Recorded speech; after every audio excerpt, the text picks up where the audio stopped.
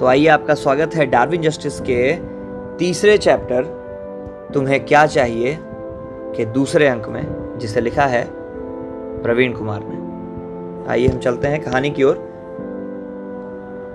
हम उम्र के उस पड़ाव पर थे जहां हमें जीव विज्ञान की किताबों में जनन तंत्र पढ़ाया जा चुका था। हम पढ़ चुके थे एक वयस्क पुरुष और स्त्री के बीच क्या अंतर होता है। हम उनके जननांगों का सचित्र वर्णन अपनी नोटबुक में लिखकर उसे रट भी चुके थे। टीचर द्वारा क्लास में उससे संबंधित कुछ प्रश्नों का उत्तर हम बच्चे दे चुके थे। उम्र के उस मोड़ पर यह एक ऐसा चैप्टर था जिसमें बच्चे क्लास में चुपचाप रहकर भी खूब रुचि लेते हैं। जितना उस अध्याय में लिखा था, हम बच्चे उससे ज्यादा जानने में रुचि रखते थे।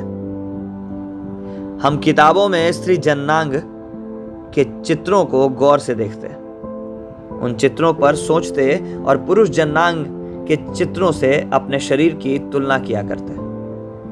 इस उम्र में बच्चों में कुछ खास लक्षण होता है।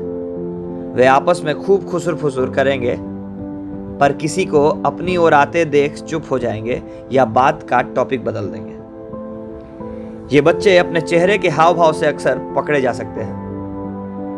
शाम को मैं अक्सर अनय के घर जाता हूं और उस दिन भी गया था जिस दिन अनय चश्मिश का कलम लेकर आया था। मुझे पता था आज अनय बहुत खुश होगा, इसलिए आज तो मिलना और भी जरूरी हो गया था। जब भी मैं शाम को अनय के घर गया हूं, उसकी मां हमें भूंजा खाने को देती। थोड़ी देर भूंजा के खत्म होने तक हम वहीं बैठते, फिर हम घूमने के बहाने कभी स्कूल की ओर निकल जाते, कभी खेतों की पगडंडियों पर, तो कभी खारी कुएं के मुंडेर पर घंटों बैठे रहते। इस कहानी में यह खारी कुएं की बात भी खास महत्व रखती है, क्योंकि इसी कुएं पर बाभनों के कुछ उडंड लड़कों ने अचानक यह निर्णय लिया था, चलो उसके मोहल्ले में घुसकर कोहराम मचा देते हैं। हम मरेंगे या मारेंगे, जो बेइज्जती हमारी हो गई है अब उससे अधिक क्या होगी। लिंकन के प्रजातंत्र में इस कुएं पर जैसे को तैसा का विचार अपना पनपा था। इस कुएं का जिक्र कर देता हूं। आप सिर्फ यह ध्यान रखिए कि मैं अभी अनय के साथ उसके घर पर भूंजा खा रहा हूं और अनय चश्मिश का पेन मुझे दिखा रहा है, लेकिन बीच में खारी कुएं का जिक्र आ गया है तो पहले इसे बता देना जरूरी है। खारी कुआं बभनटोली के अंदर एक जगह है जहां बाभनों के खलिहान लगते हैं, जो अनय के घर से लगभग 200 मीटर की दूरी पर है, जो बभनटोली की गली में न होकर उत्तरी किनारे पर है। यह एक कुआं है। इसके बारे में कहा जाता है कि शुरुआती दिनों में जब इस कुएं की खुदाई हुई थी तब इसका पानी खारा था। पानी पीने लायक नहीं होने के कारण इस कुएं का नाम खारी कुआं पड़ा। तब इस कुएं के पानी का उपयोग आसपास के खेतों को सींचने में होने लगा था। लोग जब तक मजबूर न हो तब तक इस कुएं के पानी को नहीं पीते थे, पर एक दिन अचानक कुएं का पानी पीने पर मीठा लगने लगा। यह किसी चमत्कार से कम नहीं था। तब से इस कुएं का पानी अब तक मीठा ही है। कुएं ने भले ही अपना खारापन त्याग दिया था, पर लोगों ने इसे खारी कुआं कहना नहीं छोड़ा। बाद में जब यह कुआं ज्यादा जनउपयोगी हो गया, तब इसे चारों ओर एक वयस्क आदमी के घुटने जितना मुंडेर बना दिया गया। मुंडेर के नीचे कुएं के चारों ओर लगभग 1 मीटर चौड़ा प्लास्टर भी कर दिया गया। हाँ, तो मैं अनय के साथ चमन सिंह की गली के बगल वाले कमरे में भूंजा खा रहा हूं। हम चश्मिश के कलम पर बात कर रहे हैं। अनय को यह विश्वास है कि चश्मिश उसे प्यार करती है। अगर प्यार नहीं करती तो उसे कलम नहीं देती। शायद प्यार ऐसा ही होता है, जहां सिर्फ और सिर्फ अंधा बनकर ही विश्वास किया जाता है। उस दिन हम चश्मिश के अलावा एक और लड़की के बारे में बात कर रहे थे जिस पर मैं लाइन मारा करता था। उस लड़की के बारे में अनय कहा करता था, जिसकी छाती पर अभी तक कुछ उगा ही नहीं है, उसे तुम्हारी फीलिंग समझ में नहीं आ सकती। वह जीव विज्ञान में पढ़े चैप्टर की ओर इशारा करता था, जहां इस उम्र में लड़कियों की छाती में उभार का आना तो परिवर्तन था। जहां इस उम्र में लड़कियों की छाती में उभार आना वो परिवर्तन था जिससे कुदरत यह संदेश देती है कि अब यह लड़की बायोलॉजिकल फीलिंग समझती है, न सिर्फ किताब से बल्कि शरीर से भी। वह लड़की हमारे साथ ही पढ़ती थी, पर औसतन हम सबसे थोड़ी लंबी थी, सुंदर थी, दुबली पतली थी और अनय को छोड़ लगभग सारे लड़के उस पर लाइन मारा करते थे, यह देखे बिना कि उसकी छाती लाइन मारने लायक उभरी भी है या नहीं। चश्मिश की छाती उभरी थी और जब अनय सपाट छाती की बात करता तो मैं कहता, अपनी हथेली को देखो, इतनी छोटी है कि चश्मिश की छाती तुम्हारी हथेली से बाहर हो जाएंगी। फिर हम दोनों हंसते। उस दिन भी मैंने यही कहा और दिनों की तरह उस दिन भी हम हंसे थे। हम उस उम्र में थे जहां लड़कियों के बारे में बातें करना हमारे लिए हरी कथा की तरह अनंत था। हमें ऐसी बातें करना अच्छा लगता था, लेकिन हम सतर्क सावधान रहते कि कहीं हमारी बातें अनय की माँ तो नहीं सुन रही हैं।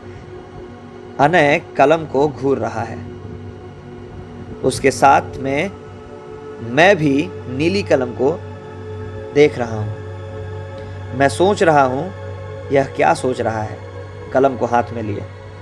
एक निर्जीव कलम दो सजीव इंसानों के बीच चर्चा का विषय है, जिन्हें कल भूगोल का पेपर देना है, और भूगोल छोड़कर दोनों इस योजना में व्यस्त हैं कि कलम खो जाए या कलम के साथ कुछ और किया जाए। जरा सुनिए अनय के बारे में कि वह चश्मिश का कितना बड़ा दीवाना था।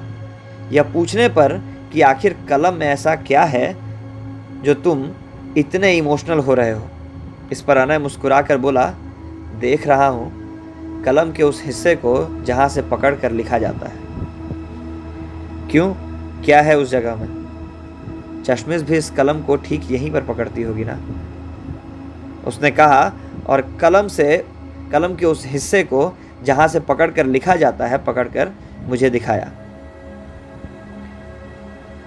आप ही बताइए, उसकी बातें सुनकर मैं मुस्कुराता नहीं तो क्या करता? मैं मुस्कुराया। हमारा भूंजा खत्म हो चुका था शायद। मैंने कहा, उसकी इस दीवानगी पर। आज जब मैं अनय के बारे में सोचता हूं तो एक शब्द मेरे जहन में बार बार आता है और वो शब्द है दीवाना। जिस कटोरी में भूंजा था उसे खाट के नीचे रखते हुए मैंने कहा, मेरी एक बात मानेगा? कलम का ढक्कन बंद करते हुए अनय बोला। तब भी उसकी नज़र कलम पर ही थी जब उसने कहा था, क्या? कलम लौटा दो।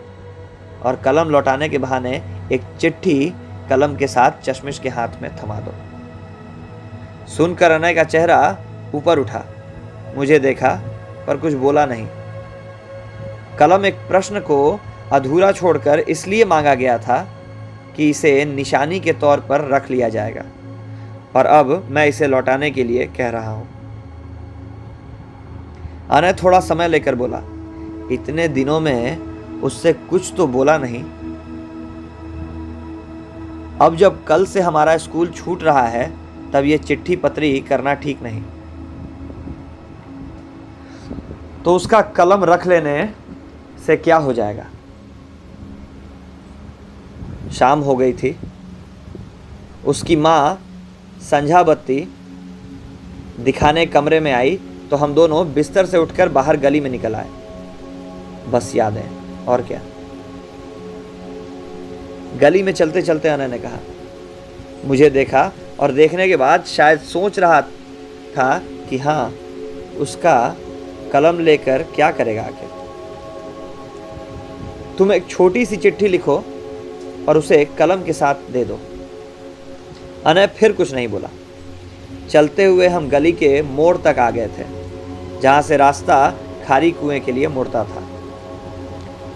बिछड़ने के बाद जीवन के किसी मोड़ पर यदि उससे मिल गए तो यह खत बहाना होगा फिर से बातचीत शुरू करने की। मेरी बात सुनकर अनय मुस्कुराया। अनय दुबला पतला है। वह अभी बनियान और कॉफी कलर के हाफ पैंट में है।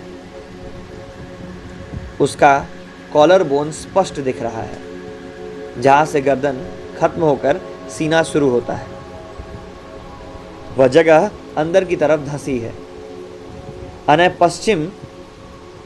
अनय चश्मिश की कलम को बनियान पर खोस रखा है, जिसकी क्लिप बाहर की ओर है और कलम बनियान के अंदर है।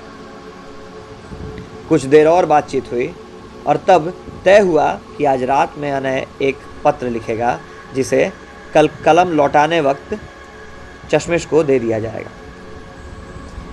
जितना अंधेरा हो गया था उसे शाम कहना ठीक नहीं। तो उस निर्णय के बाद ही कि आज रात में एक खत लिखना है, अनय अपने घर चला और मैं अपने। अनय ने कलम को बनियान से खींचकर एक बार हवा में उछाला, फिर कैच किया और घर की तरफ चल दिया। मुझे लगा अंधेरे में अनय कलम को कैच नहीं कर पाएगा, मगर मैं गलत था। तो आज के लिए इतना ही। मिलते हैं डार्विन जस्टिस के अगले अंक में। तब तक के लिए धन्यवाद।